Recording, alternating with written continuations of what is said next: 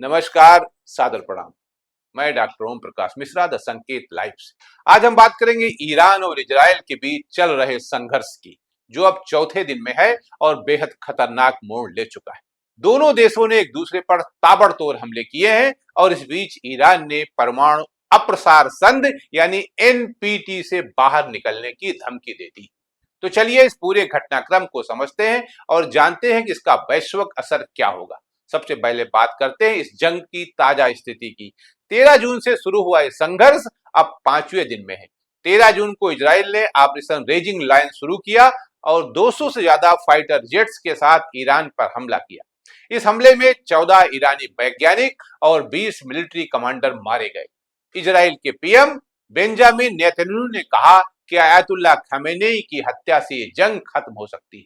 उसी दिन अमेरिका के राष्ट्रपति डोनाल्ड ट्रंप ने तेहरान में रहने वालों को शहर खाली करने की चेतावनी दी। इजराइल ने ईरान के नेशनल टीवी ऑफिस पर भी बमबारी की, जिसके बाद वहां की एक एंकर स्टूडियो से भागती नजर आई। 14 जून को इजराइल ने अपनी कार्रवाई तेज की। उसने ईरान के रक्षा मंत्रालय पर हमला किया, जिसमें 9 परमाणु वैज्ञानिक मारे गए। 6 सैन्य ठिकानों को निशाना बनाया गया, जिसमें 6 जनरल भी मारे गए। इजराइल ने F-35 जेट्स का इस्तेमाल किया। जवाब में ईरान ने तेल अवीव और हाइफा पर बमबारी की। इस बीच अमेरिका और इजराइल के बीच न्यूक्लियर वार्ता रुक गई।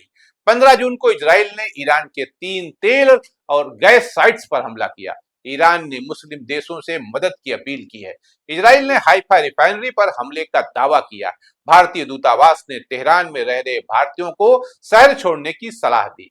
16 जून को ये जंग चरम पर पहुंची। इजराइल ने 8 घंटे तक 200 से ज्यादा वायुयानों से हमला किया। ईरान ने तेल अवीव पर हमला किया और एक F-35 जेट मार गिराया। लेकिन इसी दिन ईरान ने एक बड़ा कदम उठाया। ईरान के विदेश मंत्रालय के प्रवक्ता इस्माइल बाघाई ने कहा कि वह परमाणु अप्रसार संधि यानी एनपीटी से बाहर निकलने की तैयारी कर रहे हैं।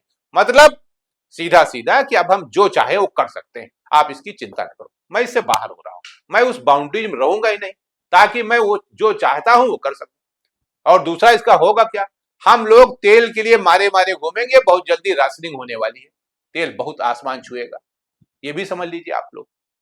इसलिए ऊपर वाले से दुआ करिए कि लड़ाई खत्म हो जाए, लेकिन आसार नजर नहीं आ रही। इसका मतलब यह है कि अंतरराष्ट्रीय परमाणु ऊर्जा एजेंसी की निगरानी खत्म हो जाएगी और ईंधन अपने परमाणु कार्यक्रम को तेजी से आगे बढ़ा सकता है, शायद परमाणु हथियार भी बना सकता है। इससे भविष्य में किसी कूटनीतिक समाधान की संभावना भी कम हो जाएगी। सोमवार को इजराइल ने एक और बड़ा हमला किया।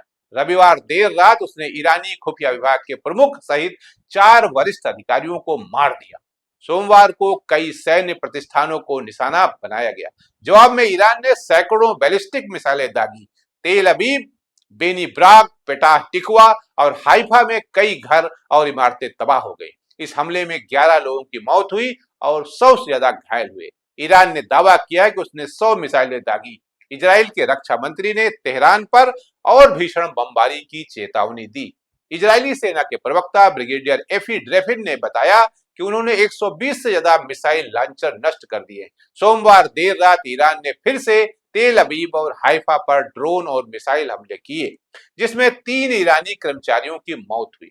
अब तक के आंकड़े बताते हैं कि इस जंग में 224 ईरानी मारे जा चुके हैं और 1481 घायल हैं।